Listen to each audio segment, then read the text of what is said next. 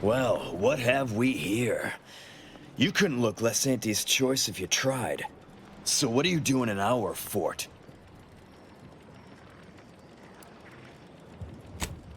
Durbin sent you? Why? You certainly ain't a certified pre-inhumation inquisitor.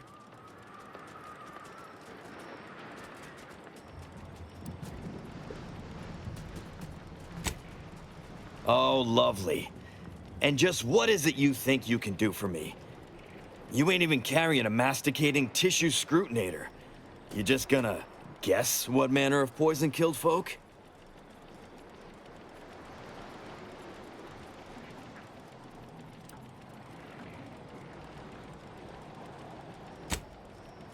Cute. Adorable, even. I'm so impressed by your wit that I've completely lost any reservations I've had about you helping me.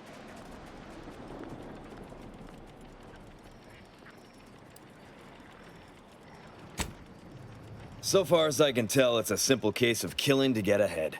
Chief Cuddy and Trooper Bardot were sharing a table for supper. There was nothing wrong with the food. The whole fort ate the same thing.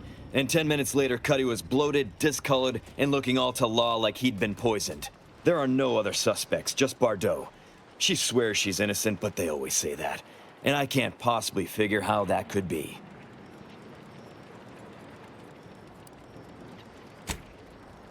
Yes.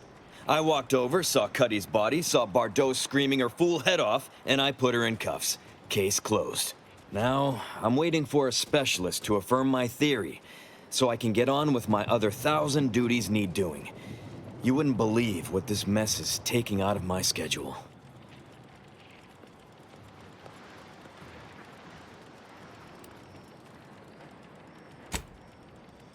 What? How could that be? I made the stew myself and every one of us ate it.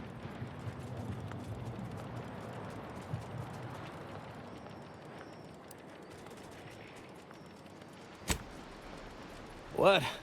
That's ridiculous. It was nothing but canned cysty stew. Stew that I Oh. Oh no. Oh, did you say Crabble?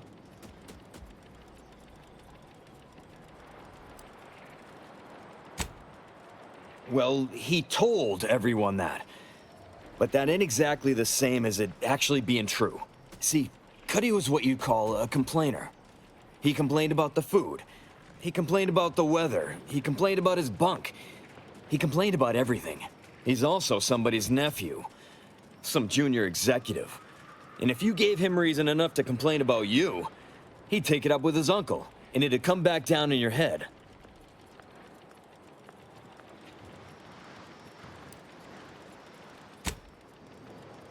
Half his gripes were really nothing but reasons to grouse. But if you push back too hard, he'd run to his uncle. So most of us just ignored him, assuming he was constantly full of it. And didn't think twice about doing things like stretching the stew with canned Crabble stock.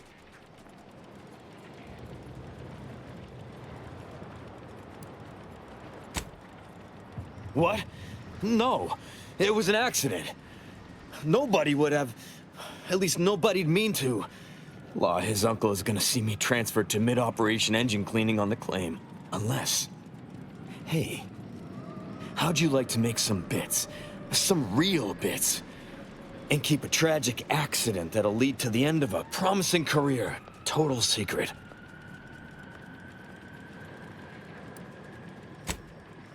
Well, no. Not yet you haven't. See, I can't just let Bardot go. There'd be questions, accusations, and assumptions as to who was responsible, and that's no kind of solution.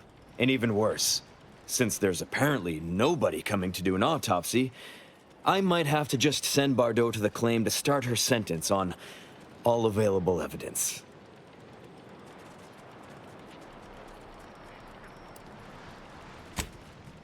Absolutely.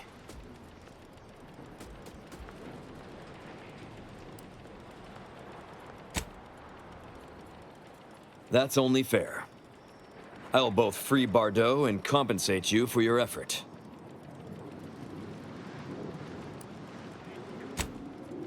So we got this thing. An acidic dematerializer that we use to melt mantisaur dung, so it don't call in the local wildlife. But it'll actually work on anything. That means if someone used it to melt Cuddy, there would be no body, which would mean no autopsy, which would mean no evidence, which would end the investigation. I'd do it myself, but my boss said she's on her way for a surprise inspection, so I can't leave. But if you go find one and melt the body, I'll make it worth your while.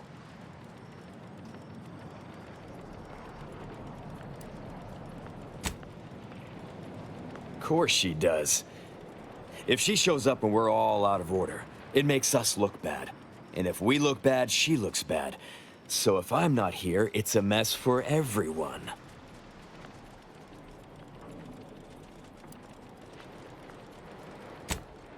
Well, then she's cleared, of course. No more questions asked.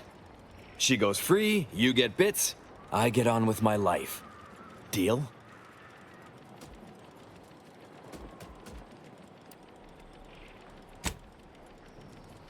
Thank law. You'll find Cuddy inside the tower, but you'll have to sneak your way past the guards. It simply wouldn't do for me to announce your intentions to the base. Then come back and tell me when I've got no more evidence to hold Bardot and can draw this whole thing to a close.